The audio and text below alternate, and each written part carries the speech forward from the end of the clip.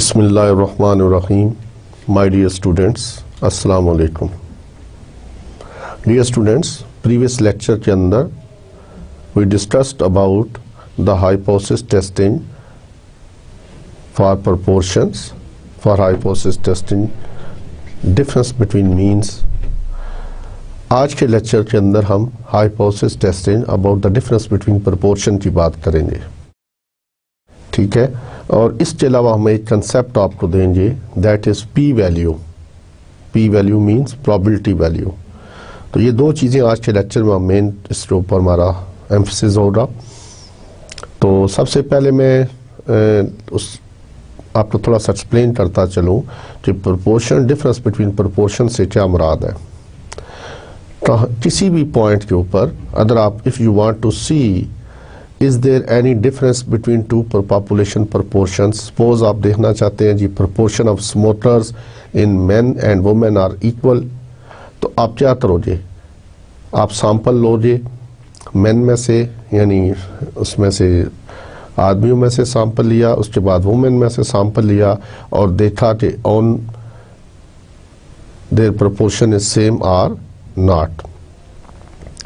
इसी तरह आप देखना चाहते हो कि कौन सा चैनल जो है वो ज़्यादा चलता है, जियो चैनल है वो ज़्यादा चल रहा है या आज ज़्यादा चल रहा है, लोग ज़्यादा किस को प्रेफरेंस कर रहे हैं, तो आप इस चीज़ को टेस्ट कर सकते हो। You can test the proportion. हम कहेंगे एच नॉट हमारा क्या होगा, that the proportion of viewers of Geo TV is same as compare to Aaj TV. तो हम क्या करेंगे, इसमें हम सैंपल लेंगे उनसे, उसके बाद उनसे पूछेंगे, उसमें देखेंगे हमारी सक्सेस कितनी होती है। अब हमारा सैंपल जो N1 होगा उसके अंदर हमारी सक्सेस क्या होगी, X1 होगी और P1 हैट आ जाएगा। अब यहाँ पर इससे पहले जब हमने सिंगल सैंपल को हैंडल किया था तो वहाँ पर P था और P हैट वाज X/N, और यहाँ पर क्या हो जाएगा X1/N1। इसी तरह हम सेकंड सैंपल जो लेंगे उसमें से हम N2 सैंपल लेंगे और उसमें से X2 हमारी सक्सेसेस होंगी, ठीक है। अब ये जो प्रोपोर्शनल्स की टेस्टिंग है, डिफरेंस बिटवीन प्रोपोर्शन की टेस्टिंग, ये और भी डिफरेंट फील्ड्स के अंदर इस्तेमाल हो सकती है, जहाँ भी आप यूज़ करना चाहें, ठीक है, रिलेटिंग टू योर फील्ड। और अब नेक्स्ट जो है, तो आज जो हमारा टॉपिक है testing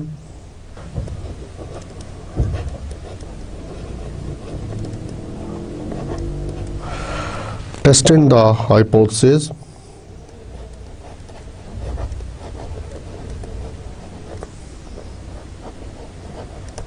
hypothesis about population proportions।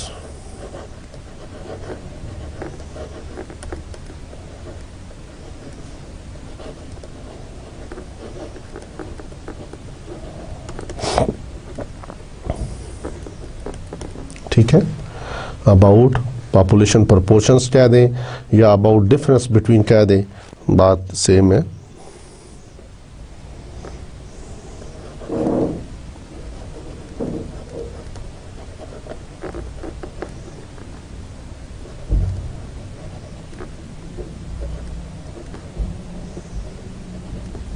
ठीक है जी, about difference between population proportions.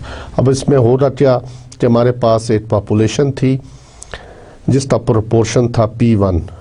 We have first population, मैं यहाँ पे सिर्फ इसका एक आउटलाइन से बना देता हूँ, पॉपुलेशन 1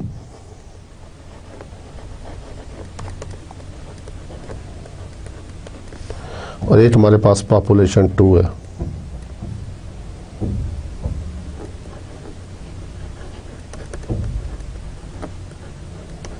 ठीक है, हमने इसका प्रोपोर्शन पॉपुलेशन प्रोपोर्शन P1, इसको P1 is population proportion,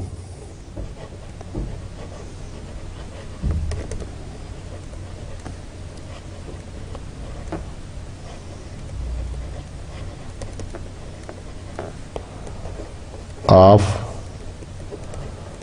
first population या फर्स्ट पॉपुलेशन प्रोपोर्शन लिख लें आप।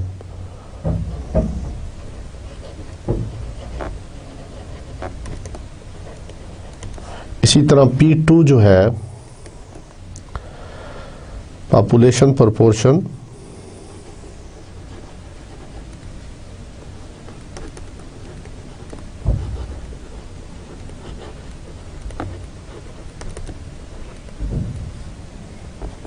Of second population. ठीक है, अब इनकी इक्वलिटी टेस्ट करनी है, यानी P1 is equal to P2, या हम ये भी कह सकते हैं P1 minus P2 is equal to some assigned value. तो ये हमारा आज की टेस्टिंग है, वो ये है P1 minus P2 is equal to 0 या P1 minus P2 is equal to some assigned value, delta naught, जैसे हमने लास्ट टाइम यूज किया था। इसमें से हमने पहली पॉपुलेशन में से सैंपल N1 ड्रा किया और दूसरी पॉपुलेशन में से N2 ड्रा किया। ठीक है, फर्स्ट सैंपल सेकंड सैंपल जी। X1 जो है number of successes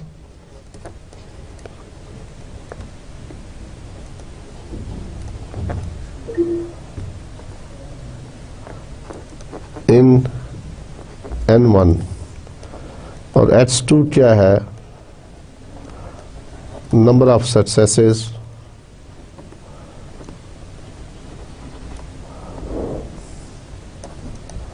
in N2 और P1 क्या है, what is P1 hat, this is X1 hat over N1 and P2 hat,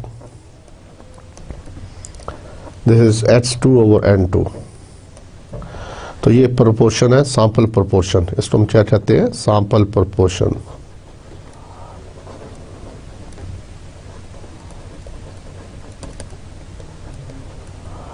sample 1 कर ले, दिस इज सैंपल 2 प्रोपोर्शन।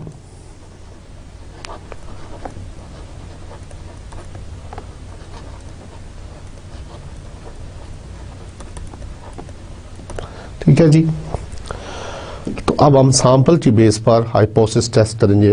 अब हाइपोथेसिस क्या बन सकता है, नेक्स्ट देखें, प्रोसीजर में देखें आप।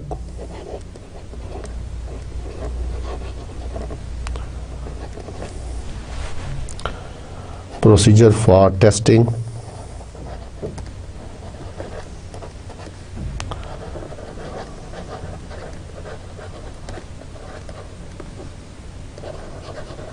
hypothesis about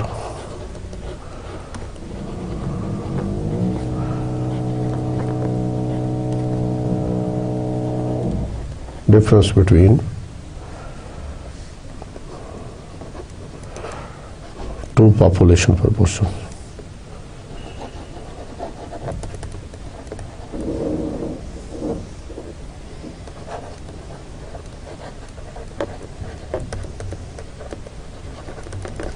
ठीक है,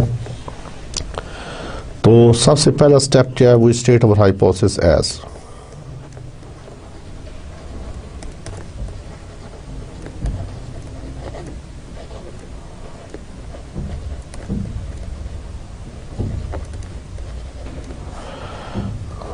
H0 by P1 minus P2 is equal to some delta naught, और H1 क्या है, P1 minus P2 is not equal to some delta naught, कोई वैल्यू होगी ना, दोनों पॉपुलेशन प्रोपोर्शन का जो डिफरेंस है that is equal to some particular value. इसी तरह हमारा H1 ये भी बन सकता है, ये सारा R आएगा बीच में, R this P1 minus P2 is greater than delta naught और P1 minus P2 is less than delta naught। ठीक है,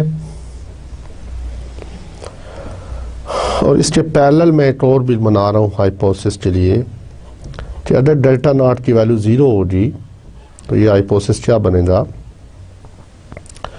P1 minus P2 is equal to 0, तो H1 क्या हो जाएगा, P1 minus P2 is not equal to 0 और P1 minus P2 is greater than 0 or P1 minus P2 is less than 0। बीच में R लिख रहा हूँ, ठीक है। अल्टरनेटिव हाइपोथेसिस इन तीनों में से कोई एक होगा। ये टू टेल टेस्ट के लिए है,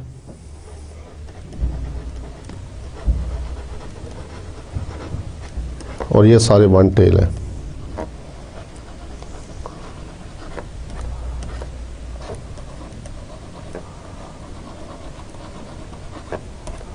ठीक है, ये दोनों वन टेल हो गए। अच्छा, अदर इसकी वैल्यू 0। अब मैं सिर्फ ये इसको मैंने सेपरेट इसलिए किया कि टेस्ट स्टेटिस्टिक बदल जाएगी। अगर ये आप डिफरेंस वाला लेंगे तो टेस्ट स्टेटिस्टिक और होगी स्टेप नंबर 3 के अंदर, और अगर आप 0 लेंगे तो टेस्ट स्टेटिस्टिक और होगी। अंडरस्टैंड? स्टेप नंबर 2 आप यू नो दैट कि चूज या गिवन चूज अल्फा क्या है, level of significance.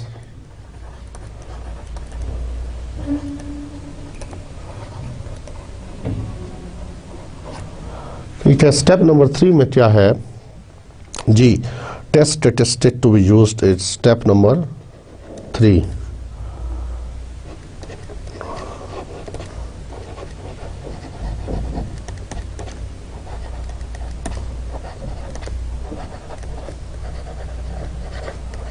Used is, तो जी ही टेस्ट लगता है।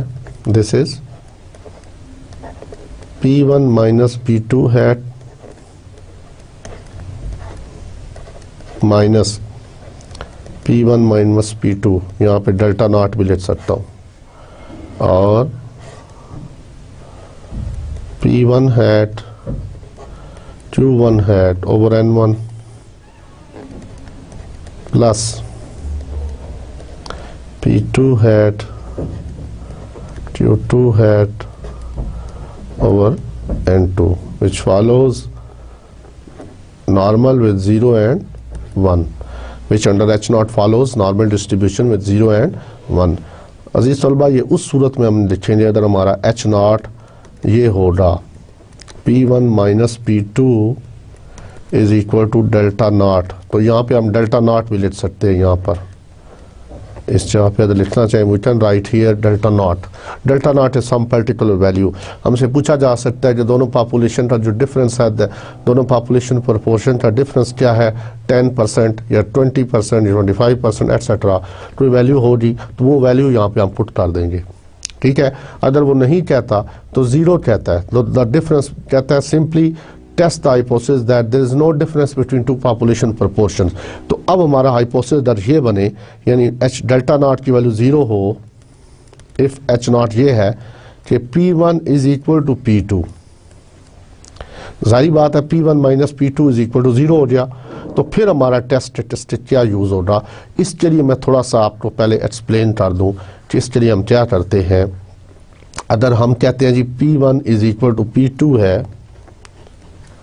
भाई दोनों पॉपुलेशन के जो प्रोपोर्शंस हैं वो क्या हैं, दोनों पॉपुलेशंस के प्रोपोर्शन क्या है, इक्वल है। तो इक्वल है तो किसी some particular value they will be equal. ठीक है भाई, P1 और P2। अब इस चीज़ को समझ लीजिए कि हम हाइपोथेसिस क्या टेस्ट कर रहे हैं, that the population proportion of both the populations are equal. ये हमारा हाइपोथेसिस है। ठीक है, तो हम कहते हैं सपोज अगर वो इक्वल हैं तो किसी वैल्यू के इक्वल होंगे ना, उनकी कोई प्रोपोर्शन तो होगी जो दोनों में कॉमन है, तो उसको हमने P से डिनोट कर दिया। अब हम इस P को एस्टिमेट करते हैं, इस P को एस्टिमेट करते हैं, और हमारा ये P जो होता है इसको P हैट के नाम से, और इसको ये हम कहते हैं common population proportion, C for common. तो ये किसके इक्वल होता है, this is equal to N1 P1 hat plus N2 P2 hat over N1 plus N2। ठीक है, तो ये जो P हैट C है, ये इस P को हमने एस्टिमेट किया है। ठीक है, इस P को एस्टिमेट किया है, और जिसको हम आगे यूज करते हैं फार्मूले के अंदर।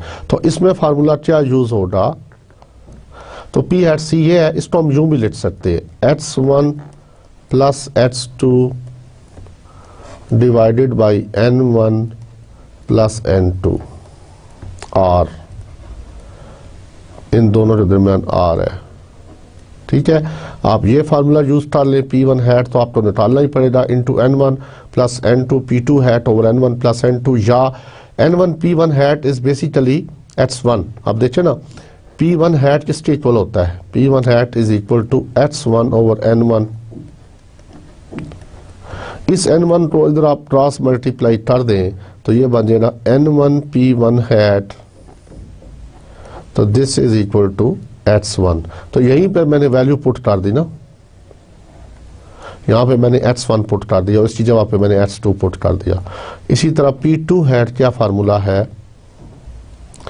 This is H2 over N2। Formula वही बेसिक था जो हमने सिंगल सैंपल के लिए किया था, H ओवर N। अब 1 और 2 था तो 1 और 2 उसमें ऐड कर दिया सिर्फ, और N2 P hat 2, this is equal to H2।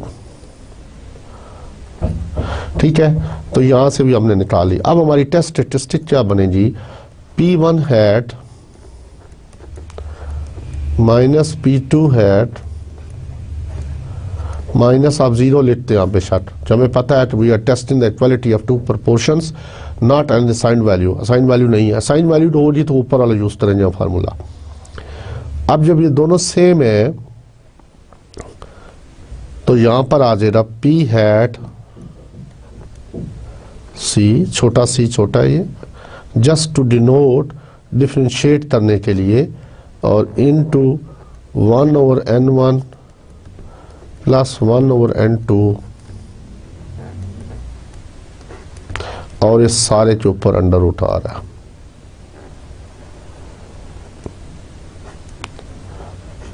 ठीक है, विच फॉलोज नॉर्मल विद 0 एंड 1। तो इस तलबा अब आपने सीख लिया यहाँ पर। तो Q हैट के C क्या है? Q hat C is equal to 1 minus P hat C। ये C छोटा है, इसको आप ऐसे ही लिखिए, ये C से बराबर ना ले आइएगा। अक्सर होता ही है कि सबस्क्रिप्ट जो होता है वो बड़ा लग रहा होता है बनिस्बत उसका जो मेन पोर्शन है उससे।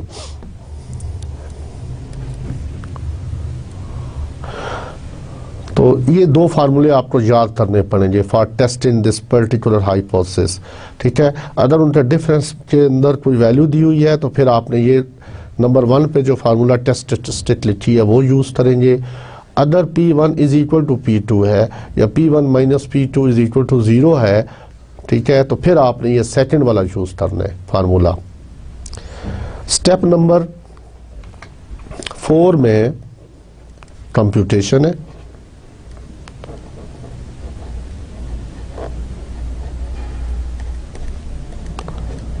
ठीक है, यानी इसमें वैल्यूज पुट करेंगे। स्टेप नंबर 5 3D का रीजन, या इसको हम रिजेक्शन रीजन भी बोलते हैं। तो Z है, तो 2 टेल के लिए वही जैसे कि हमने पहले इससे पहले अब तक सारा किया हुआ है। 2 टेल के लिए Z is greater then Z alpha by 2, और 1 टेल के लिए क्या होगा? Z is less than minus Z alpha, और Z is greater than positive sign के साथ Z alpha। ठीक है, या फिगर यहाँ पे लाजमी बना दीजिए कर सैंपलिंग डिस्ट्रीब्यूशन की जो कर्व है, नॉर्मल की कर्व यहाँ पे बना के इसको शो कर दें। Step number 6 conclusion.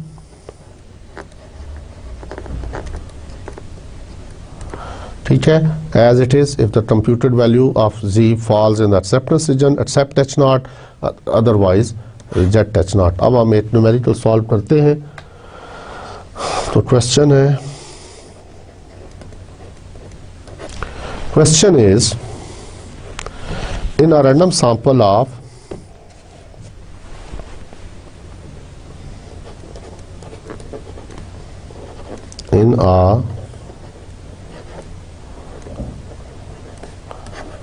random sample of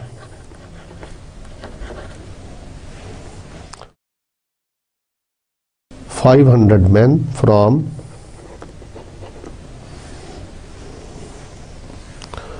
Lahore city,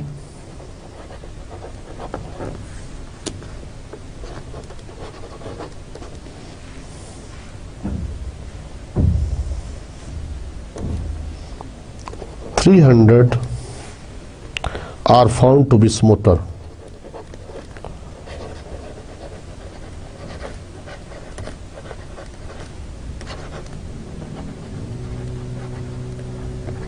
ठीक है. In one of the 1,000 men from Karachi,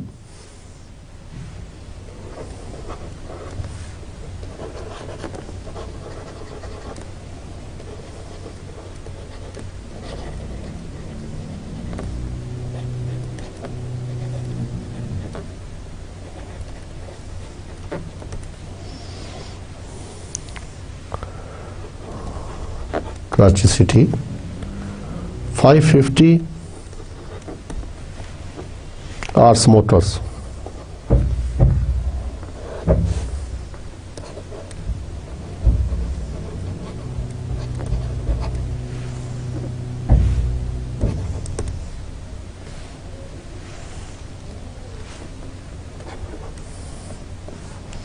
ठीक है जी.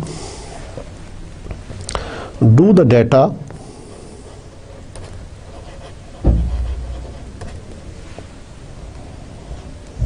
indicate that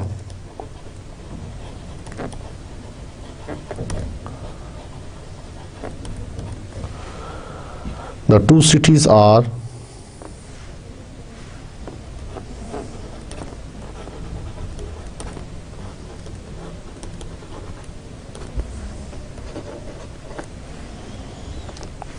significantly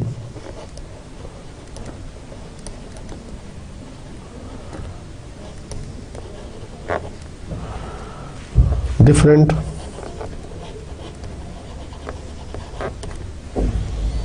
with respect to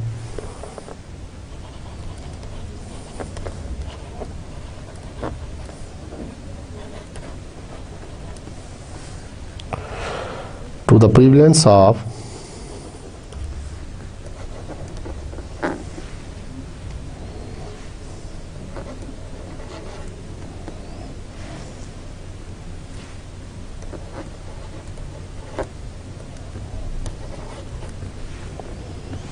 smoking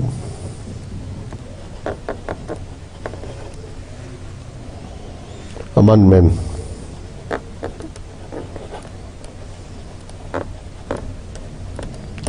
question ये है,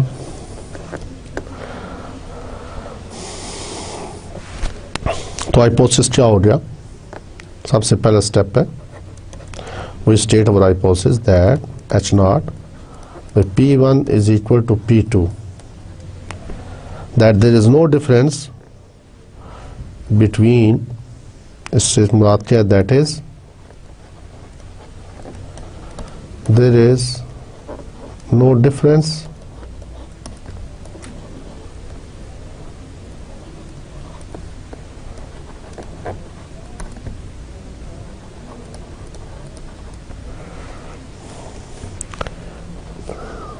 the proportion of smokers.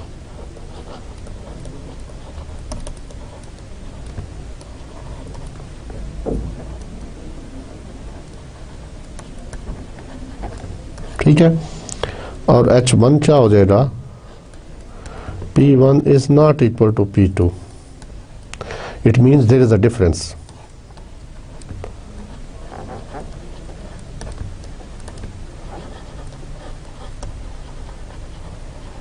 ठीक है, स्टेप नंबर 2 में क्या है?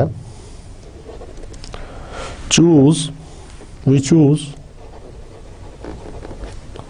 alpha is equal to 0.05 because it is not given in the question.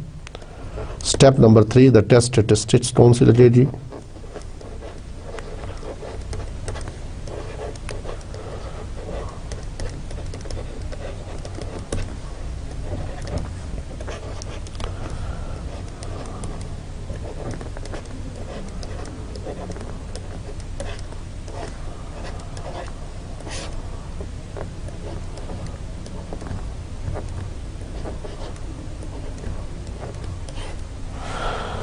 1/n1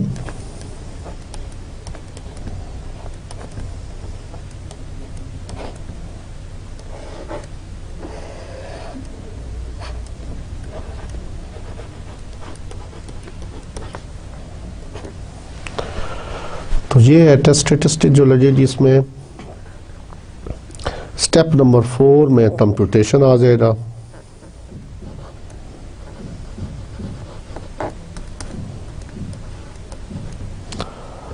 P1 hat डालें,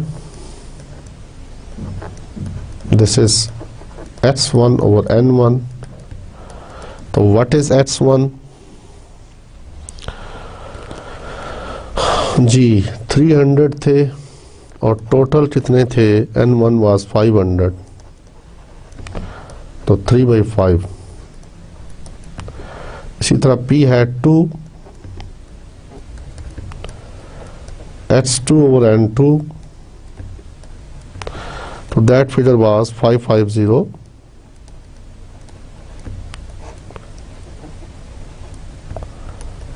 This particular value was 0.55, 0.60 जी। उसके बाद हमें चाहिए Q हैट C है, P हैट C हैट। तो P hat C is H1 plus H2 N1 plus N2। तो 300 plus 550 divided by 500 और N2 1000। तो ये होने के बाद इसकी वैल्यू 0.567 आ जाती है P हैट C। और Q hat C, this is 1 minus P hat C, so this is 0.433। ठीक है जी। अब ये सारी वैल्यूज उस टेस्ट स्टैटिस्टिक में पुट कर दें। तो 0.60 माइनस 0. क्या था वैल्यू उसमें 0.55, यानी P1 हैट माइनस P2 हैट और माइनस 0 है, और ये वैल्यू आ गई 0.567 इंटू 0.433 डिवाइडेड बाई 1/500 प्लस 1/1000।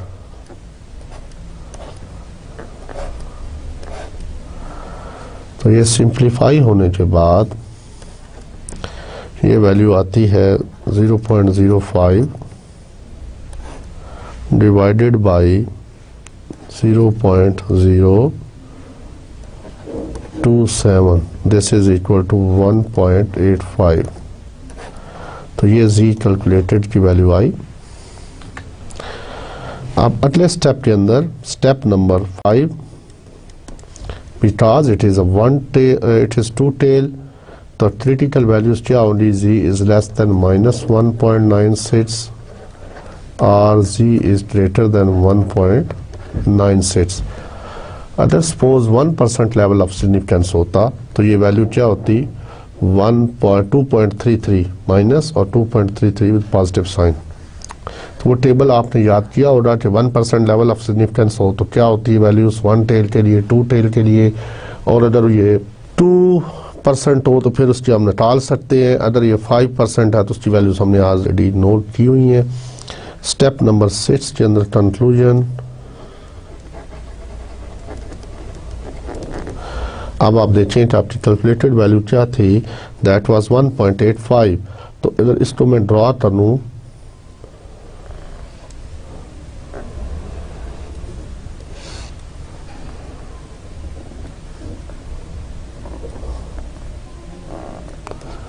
यहाँ म्यू होता है और जी की वैल्यू यहाँ 0 होती है, तो ये जी अल्फा बाई 2, इसी तरह यहाँ पर जी अल्फा बाई 2।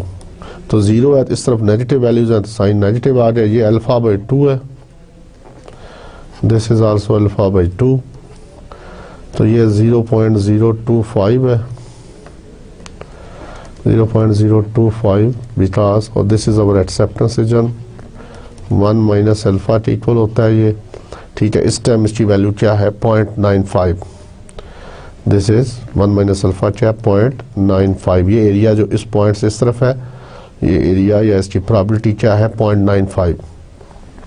और ये वैल्यू जब टेबल से हमने देखी तो 1.96 आई एरिया टेबल से, और ये आई 1.96 विद पॉजिटिव साइन। ठीक है, अब हमारी कैलकुलेटेड वैल्यू जो लाई करती है 1.85, तो ये यहाँ पे कहीं लाई करती है इस पॉइंट पर। ठीक है, तो ये हमारा क्या है एक्सेप्टेंस रीजन है, therefore we accept H not. तो यहाँ पे लिख लें since the computed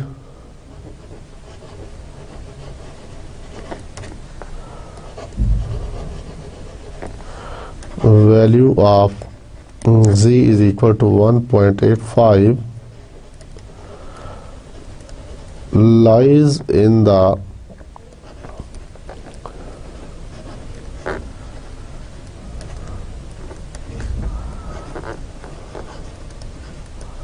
acceptance region, therefore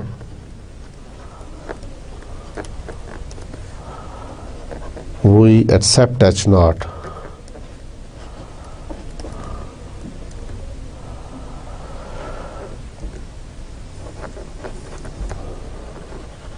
and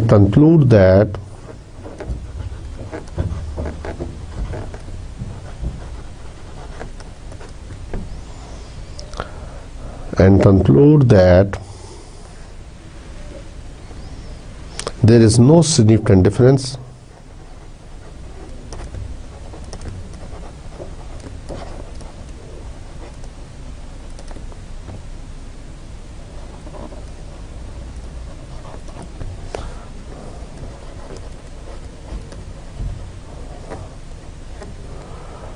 between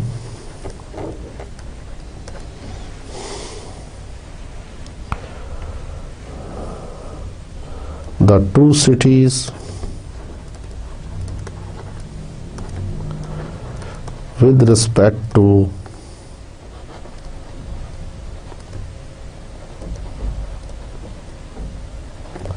the prevalence of smoking।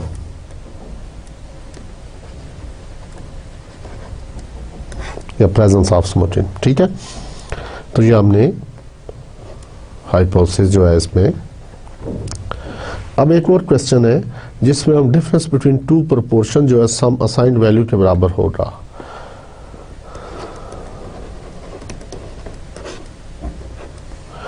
तो question is that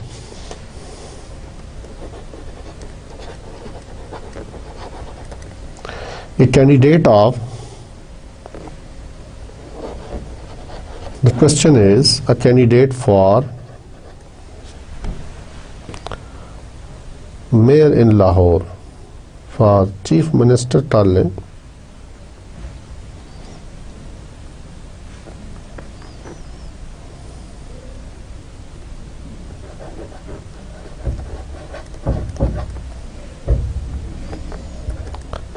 in a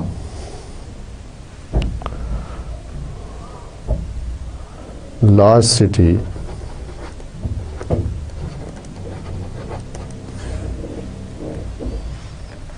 believes that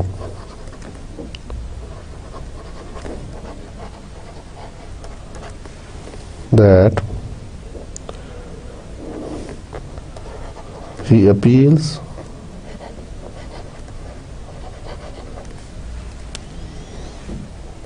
to at least 10% more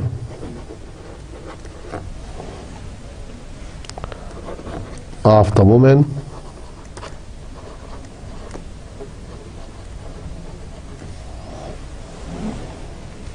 voters then, या इमरान खान भी आप कर सकते हैं, then the men voters। लो जी, इसका दावा हो इमरान का कि ख़वातीन उसको 10% ज़्यादा वोट देती हैं बनिस्बत मर्दों के।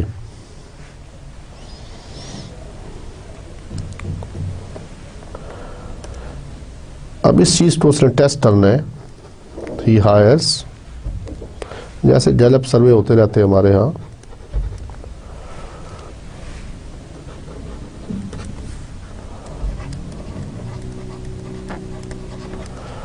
he hires the services of a poll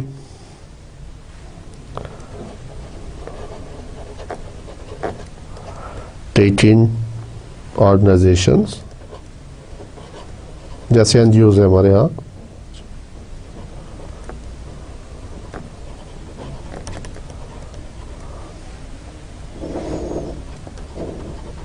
and they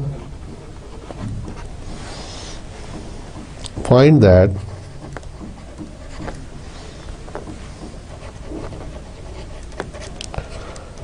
(62 of 100 women interviewed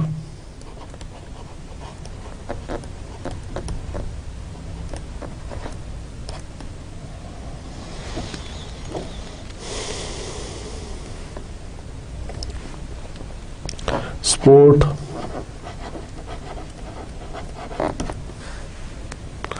the candidate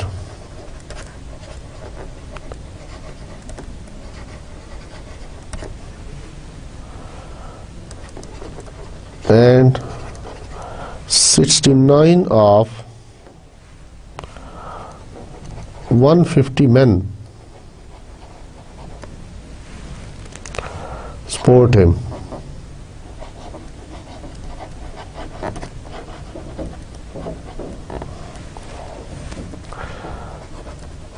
At 5% significance level,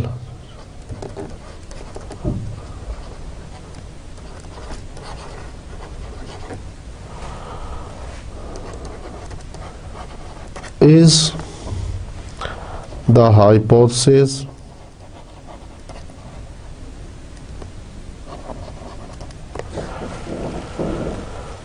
accepted or rejected?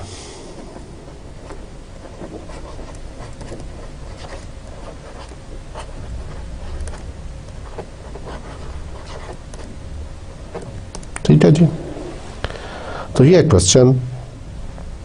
अब आप देखिए कि इसके अंदर अगर वुमेन को हम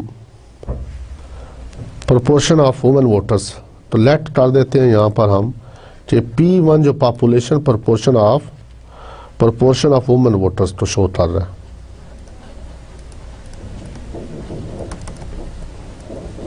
प्रोपोर्शन ऑफ वुमेन वोटर्स, और P2 जो है this is proportion of main voters. ठीक है, और इसके अलावा तो सबसे पहला स्टेप क्या है, वो स्टेट अवर हाइपोथेसिस एज, कहता है कि P1 माइनस P2 इज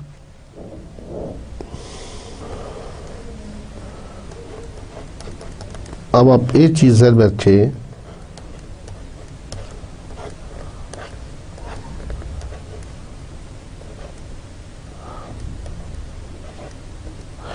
अब जो उसने दावा किया था ना कि जी उसको 10% खवातीन जो वो ज़्यादा वोट देती हैं बनिस्बत मर्दों के, इसका मतलब जो P1 प्रोपोर्शन है और P2 का जो डिफरेंस है वो मोर देन 10% है। ठीक है, ग्रेटर देन 10%। तो इसमें चूंकि इक्वलिटी साइन नहीं आ रहा, इसलिए हम इसको H1 में लेकर जाएंगे। ठीक है, जो दावा था proportion candidate believe is true.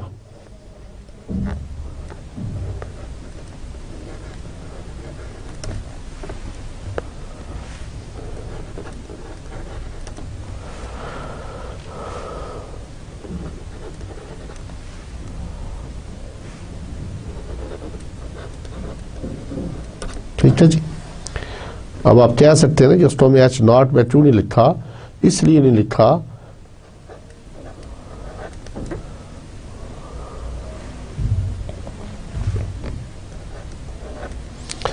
कि इसमें इक्वलिटी साइन नहीं आ रहा था। अगर यहाँ पर इक्वलिटी साइन आ जाता तो फिर ये H0 में जा सकता था। तो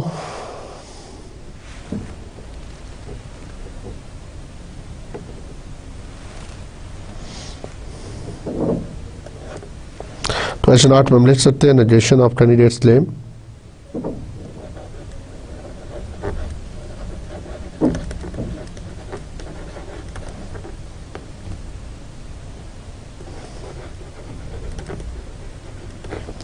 हम कहते हैं नहीं जी, उसका जो दावा है कि मोर देन 10%, वो उसको हम इस तरफ लेके जा रहे हैं।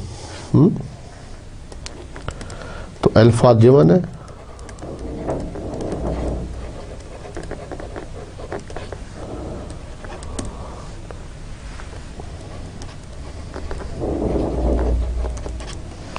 the test statistics to be used is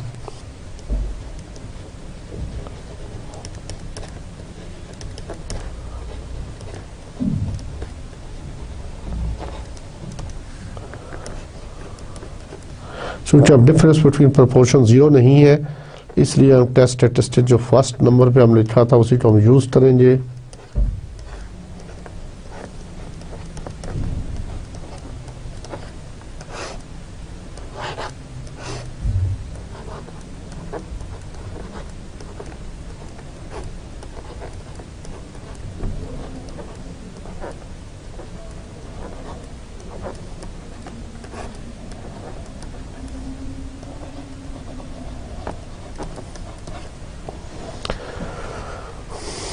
step number 4 में कंप्यूटेशन आ जाएगी।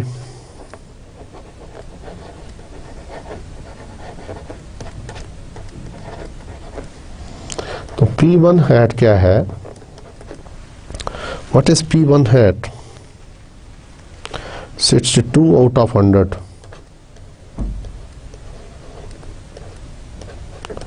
.62। और P hat 2, what is P hat 2? That is 69 out of 150. So this is 0.46. और इसी तरह this implies that Q1 had 0.38 and Q had 2, this is 0.54. अब आप इसको put करें तो देखिए क्या वैल्यू आती है। This value becomes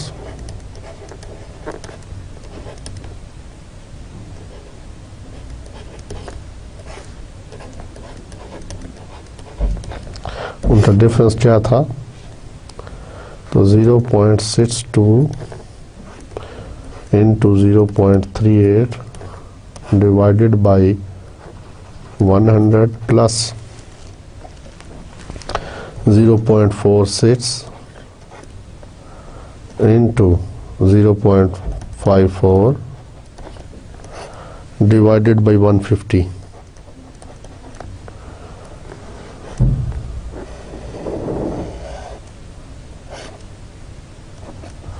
तो इसको सिंप्लीफाई करें तो 0.06 न्यूमरेटर में आ रहा है और divided by the denominator that is 0.063।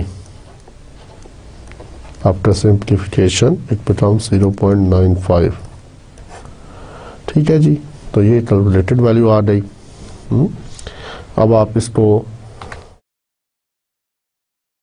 आप स्टेप नंबर 5 में देखिए क्रिटिकल क्या है। अब आप क्रिटिकल देखें, क्योंकि ये वन टेल टेस्ट है और अल्टरनेटिव हाइपोथेसिस जो वो ZAH1 जो है that is P1 minus P2 is greater than some particular value. तो हमें पता है कि राइट टेल पे अगर अल्फा जो हो सारे का सारा चला जाए, अल्फा यहाँ पर 0.05 है, तो ये जो वैल्यू है दैट इज 1.645 1.645। ठीक है, इसको आप देख लें उस टेबल में से भी, तो इस पॉइंट की क्या वैल्यू है जी अल्फा, यानी अब हमारा रीजन था z is greater then z alpha, इसको मैंने पुट कर दिया अल्फा की वैल्यू यहाँ पे 0.05 और इसको मैंने टेबल में से हल किया तो ये वैल्यू आई 1.645। तो ये हमारा रीजन बना basically, this is our critical reason. ठीक है, z is greater then 1.645। Step number 6 में क्या था, कंक्लूजन। अब आप बताएं कि ये वैल्यू जो है कैलकुलेटेड वो 0.95 आ रही है, तो वो 0.95 कहीं यहाँ पर लाई करेगी इस पॉइंट पर, तो ये हमारा एक्सेप्टेंस रीजन है। ठीक है, और this is our critical region. तो since the computed value of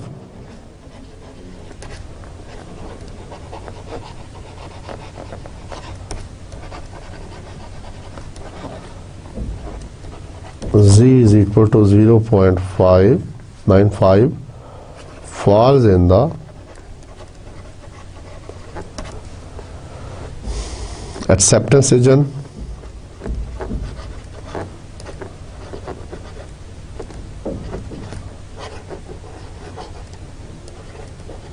therefore we accept H naught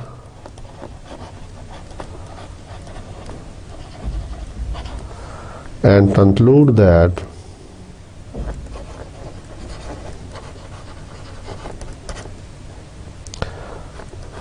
H naught क्या जी, P1 minus P2 is less than equal to 10%। ठीक है, यानी उसका दावा जो था वो गलत साबित हो गया। ठीक है, H naught अगर उसका दावा उस सूरत में था सही साबित होता कि अगर हमारा H1 जो है वो एक्सेप्ट हो जाता, फिर ठीक है ना, उसमें हमने रखा था कि उसका दावा सही है जी कि ख़वातीन उसको ज़्यादा वोट देती हैं, लेकिन अब यहाँ पे उल्ट हो गया।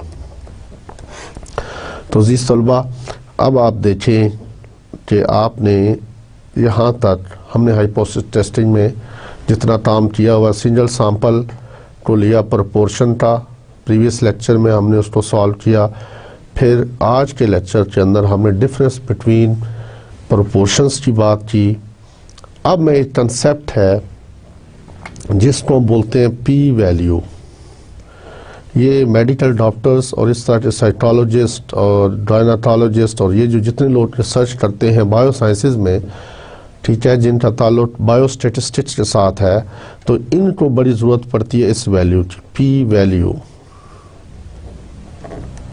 इसको हम बोलते हैं probability value.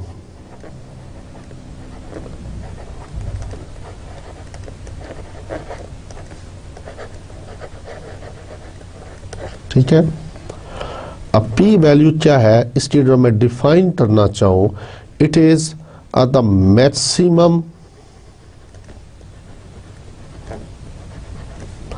Probability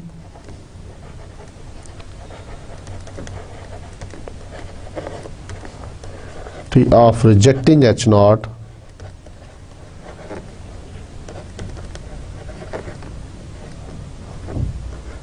the null hypothesis H naught when it is true। ठीक है, अब आप देखिए कि लेवल ऑफ सिग्निफिकेंस की डेफिनेशन क्या थी। लेवल ऑफ सिग्निफिकेंस की डेफिनेशन थी probability of rejecting H naught when H naught is true। और यहाँ पर what is P value, probability value, what is P value, it is maximum का word यहाँ पे ऐड हो गया, maximum probability of rejecting the H naught when H naught is true। ठीक है, तो अब हम करेंगे ये कि हम कोई भी टेस्ट जो है, कोई भी हाइपोथेसिस टेस्टिंग में हम जो टेस्ट स्टैटिस्टिक की वैल्यू होगी उसमें से हम P वैल्यू निकाल सकते हैं। ठीक है, we can find out the P value. आज मैं आपको तरीका बताऊंगा कि पी वैल्यू कैसे निकालते हैं। ठीक है। और साथ बता दूं, और इसकी बेस के ऊपर हम हाइपोथेसिस एक्सेप्ट और रिजेक्ट करते हैं। सपोज आप चाहते हैं हम टेबल वैल्यू नहीं देखते, स्टेप नंबर 5 को ख़त्म कर दें इधर हम स्टेप नंबर 5 में, जैसे हम 3D रीजन को डिफाइन करते हैं, तो वहाँ पर हम ये चीज़ ऐड कर सकते हैं। जब हम SPSS का इस्तेमाल करेंगे ऑनवर्ड लेक्चर्स के अंदर, जब ये टेस्टिंग ऑफ हाइपोथेसिस तो हम काफ़ी हद तक कवर कर लेंगे। तो ये जितना काम हमने किया हुआ है इसको हम SPSS पे हल करेंगे, तो वहाँ पर ये कंप्यूटर जो जितने पैकेजेस और सॉफ्टवेयर डेवलप्ड हैं ये सारे P वैल्यू ऑटोमेटिकली दे देते हैं। लेकिन यहाँ पर मैं आज आपको P वैल्यू निकालने का तरीका बताऊंगा, साथ में बताऊंगा कि हाइपोथेसिस रिजेक्ट कब करते हैं और एक्सेप्ट कब करते हैं। तो रिजेक्ट उस वक्त करते हैं हम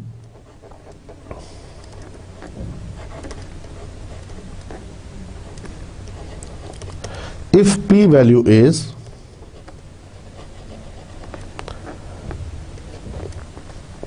less than alpha,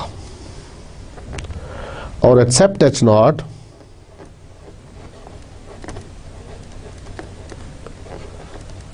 if P value is greater and equal to alpha।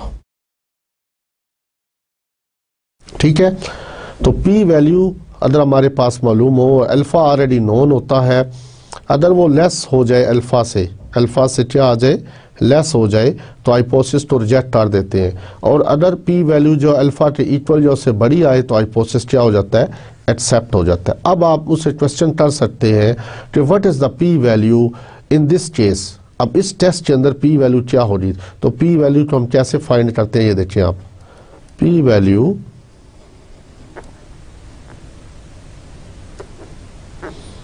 Is equal to probability that Z is, चूंकि ये राइट टेल टेस्ट था,